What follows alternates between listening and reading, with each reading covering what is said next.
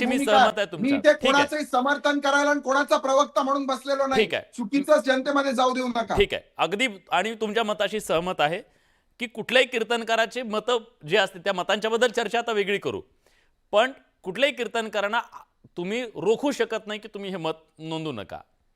एक राजकीय मत अजून एक घेणार आहे मी आणि नंतर मग या कीर्तनाच्या बद्दलची चर्चा करूया. विकास लवांडेजी, संप्रदायातली जी विचारधारा आपल्याला शिकवते त्या विचारधारेमध्ये हिंसेला काही स्थान आहे का?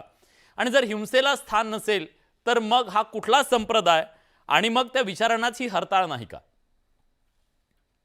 अगदी खरं आहे. मी तुमचं सुरुवातीला अभिनंदन याच्यासाठी करतो की तुम्ही जे सुरुवातीला चर्चेच्या प्रास्ताविक दाखवलं आणि जे काही तुम्ही मतं मांडली ते अतिशय 100% मी त्याच्याशी सहमत आहे. तुमचं कौतुक करतो मी. आपण जो प्रश्न आणि जी चर्चा घडवताय त्याच्याबद्दलही धन्यवाद देतो.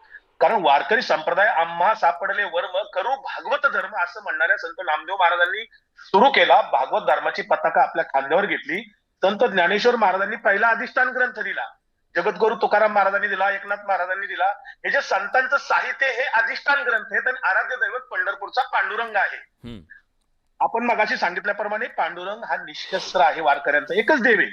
परंतु काय झाले अलीकडच्या काळामध्ये, यांना बाळासाहेब भारदे वगैरे माहित नाहीत, गांधीजींनी त्यांच्या जेलमध्ये असताना तुकोबांची गाथा कशी त्या ठिकाणी अगदी त्याचं भाषांतर करून सुद्धा अभंग केलेले आहेत. आणि त्यांच्या गाथेचा किंवा संतांच्या साहित्याचा त्यांच्या स्वतःवर कसा परिणाम झाला हे तुषार भोसले सारख्यांना कळणार नाही. गेल्या 10-12 वर्षात काय झाले माहितीये का? RSS जे आहे, RSS राष्ट्रीय स्वयंसेवक संघाचे अनेक लोक बुरखा पांघरून वारकरी संप्रदायाचा त्या ठिकाणी आलेले. तुम्ही आता मग असे व्हिज्युअल्स दाखवले तर भगव्या टोप्या होत्या आणि भगवे शर्ट आणि भगवे ते पांघरलेले कपडे होते. वारकरी संप्रदाय हा फक्त पांढऱ्या कपड्याने व्यापलेला आहे. पांढरी टोपी, पांढरा सदरा आणि पांढरी धोतर. हे भगवे टोप्या, भगवी कपडे, हे भगवीकरण वारकरी संप्रदायाचं करायचा प्रयत्न राष्ट्रीय स्वयंसेवक संघाने मागच्या काही वर्षापासून चालवलाय. म्हणूनच संभाजी भिडे पुण्यामध्ये पालखी आली की तिथे धारकरी घुसवतात, किंवा तिथे गोविंद देवगिरी जे अयोध्येच्या मंदिराचे त्यांनी आळंदीत एक धर्म स्थापलाय. असे अनेक मारे संग्राम बापू भांडारे हा ठीक आहे तुमचा. हा, मला ऐकायचं अर्धा मिनिट प्लीज. हे सगळं जे काय वारकरी संप्रदायामध्ये घुसखोरी केलेली आहे. जेखळांची व्यंकटी सांडो तया सत्कर्मी रती वाढो. ज्ञानेश्वरांचं पसायदान या लोकांना मान्य नाहीये का? अहो हे हिंसक बोलतात. त्यांनी जे काय मगाशी सांगितलं अफजल खानाचा कोथळा शिवाजी महाराजांनी काढला, हे बरेच कीर्तनकार सांगतात. ते काय सांगतात माहिती का? त्यांना तो प्रसंग तेवढा सांगायचा आहे. शिवाजी महाराज फक्त तेवढेच सांगायच्यात. कारण अफजल खान मुस्लिम अशा आशयाने तिथे बिंबवला जातो. आणि संग्राम भंडारे सारखे टुकार कीर्तनकार, या कीर्तनकारांच्या जीवावर वारकरी संप्रदाय जगलेला नाही. वारकरी संप्रदाय जो जगलाय तो फडकऱ्यांच्या जीवावर जगलाय, दिंडी चालकांच्या जीवावर जगलाय. आणि उत्तर भारतातले जे काय महंत बाबा बुवा आलेत ना भारतीय जनता पार्टीच्या आशीर्वादाने महाराष्ट्रात, हे वारकरी संप्रदायाचं तत्वज्ञान पुसायला. ठीक आहे. मला बाकीच्यांना पण वेळ द्यायचा आहे. विकासजी तुमचा मुद्दा कळला. या सगळ्यामध्ये आता हिंदुत्वीकरण म्हणजे काय म्हणतात त्याला, कट्टरतावाद घुसलेला आहे असं तुमचं म्हणणं आहे. आपल्यासोबत काही महाराज आहेत. आता राजकीय चर्चेनंतर मला तुषारजी मी येतो, फक्त आपल्या तिन्ही मान्यवरांकडे मला एकदा जाऊ द्या. रामकृष्ण वीर महाराज आपल्यासोबत आहेत, त्यांच्यापासून मी सुरुवात करतो. हे 3 वेगवेगळे कीर्तन, एक मध्यात आहेत, एक वेगळ्या बाजूला आहेत, एक वेगळ्या बाजूला. त्यांच्या विचारधारा असू शकतात. महाराज मला सांगा, पूर्ण जर वारकरी संप्रदायाची विचारधारा बघितली, वारकरी संप्रदाय जो ऐकला वाचला या सगळ्यातनं, यामध्ये हे अचानकपणे बिश्नोई आणि गोडसे ह्या सगळ्यांचे उदात्तीकरणाची विचारधारा नेमकी वारकरी संप्रदायात का आली असं तुम्हाला वाटतं, आणि त्याला स्थान आहे का? रामकृष्ण हरी. रामकृष्ण हरी. विलासजी, आपण अतिशय प्रास्ताविक चांगलं केलं. सगळ्यांनी त्याच्याबद्दल तुमचं कौतुकही केलेलं आहे. पण त्याच्यामध्ये आपण उपस्थित केलेला जो मुद्दा आहे सुरुवातीला, की या वारकरी संप्रदायामध्ये दोन्ही प्रकारच्या लोकांचं अतिक्रमण कुठेतरी होताना दिसतंय. की काही लोक संविधानाच्या नावाखाली पुरोगामित्वाचा खोटा प्रचार घेऊन या ठिकाणी वारकरी संप्रदायामध्ये येतात. तर काही वेळेला हिंदुत्वाचा कुठेतरी अतिरेक करणारे काही लोक या ठिकाणी आपला हिंदुत्वाचा अजेंडा घेऊन येतात. मुळामध्ये आता लवांडेंनी सांगितलं भगवेकरण वगैरे, मुळात वारकरी संप्रदायाची पताका भगवी आहे. त्याच्यामुळे भगवा वारकरी संप्रदाय नाही असं म्हणण्याचं काही कारण नाही, पहिली गोष्ट. आणि त्याच्यामध्ये महत्वाचा एक दुरुस्ती तुमची, त्यांचं चुकीचं जाऊ नये म्हणून विकास लवांडे टोपी बद्दल बोलले होते. कपड्यांबद्दल बोलले होते, झेंड्याबद्दल नव्हते. हा प्लीज. भगवी टोपी हे भास्कर महाराज, ठीक आहे. वारकरी संप्रदायाच्या आधार भास्कर महाराज हे भगवी टोपी घालतात, त्याच्यामुळे तो पोषकाचा विषय नाही. भगवा हा वैराग्याचा प्रतीक आहे. हा ठीक आहे. संपला विषय. हा, तर मी मुद्दा व्यवस्थित या ठिकाणी मांडतो की मुळामध्ये असं आहे की नथुरामच्या कृत्यानं नथुरामची देशभक्ती मातीत गेली. गांधींच्या करुणामय मृत्यूमुळे गांधींच्या चुका एका क्षणात मातीत गाडल्या गेल्या.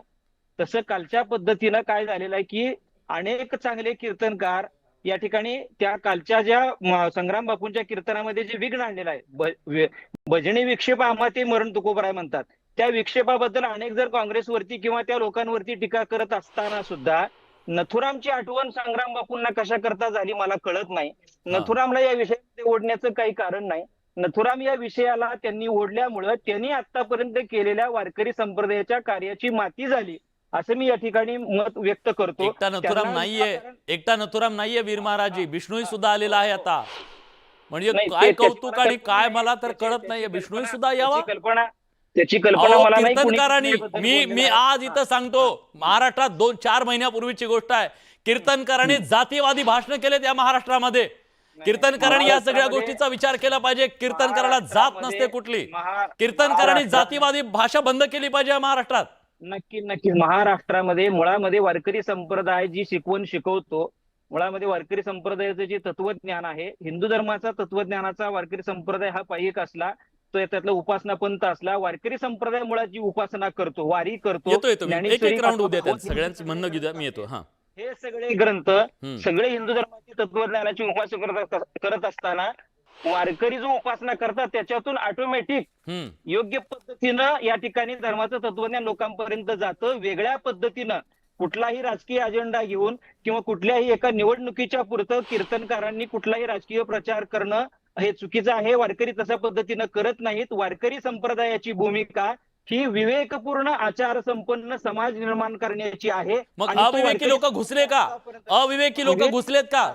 मी तेच सांगतोय की जसा नथुराम आणि गांधी दोघंही हिंदू आहेत, पण दोघांनाही हिंदू धर्माचं तत्वज्ञान कळालं नाही, तसं संग्राम बापूंना वारकरी संप्रदायाचं तत्वज्ञान कळालं नाही, असं मी स्पष्टपणे या ठिकाणी. ठीक आहे. सचिन पवार आपल्या सोबत आहेत, मला सचिन पवार यांच्याकडे जायचंय. सचिन पवारजी, तुम्ही कीर्तनकार आहात, तुम्ही तरुण कीर्तनकार आहात. कीर्तनकाराच्या मर्यादा नेमक्या काय आहेत? कीर्तनाचा उद्देश नेमका काय आहे हे जरा सांगा. आणि सगळ्यात महत्वाचं म्हणजे जी अभंगवाणी आता मी ही हिंसेची ऐकतोय ती मान्य आहे का? विलासजी, टीव्हीवर आक्रस्ताळेपणानं बोलायचं असतं आणि माझी अडचण जरा शांतपणे बोलण्याची आहे. तर माझी सगळ्यांना विनंती आहे की 2 मिनिटं मला व्यवस्थित पद्धतीने आपण द्या. बोला. कसं आहे की कीर्तनामध्ये जशी कीर्तनकारांची आचारसंहिता असते त्याची चर्चा झाली पाहिजे, ती होते, पण त्याच्यासोबतच श्रोत्यांची सुद्धा एक आचारसंहिता असते, त्याच्याबद्दल सुद्धा आपण खूप गांभीर्यानं बोललं पाहिजे. त्या संगमनेरच्या प्रकरणामध्ये कीर्तनकार काय बोलले याचे आता कोणतंही व्हिडिओ फुटेज आपल्याकडे उपलब्ध नाही.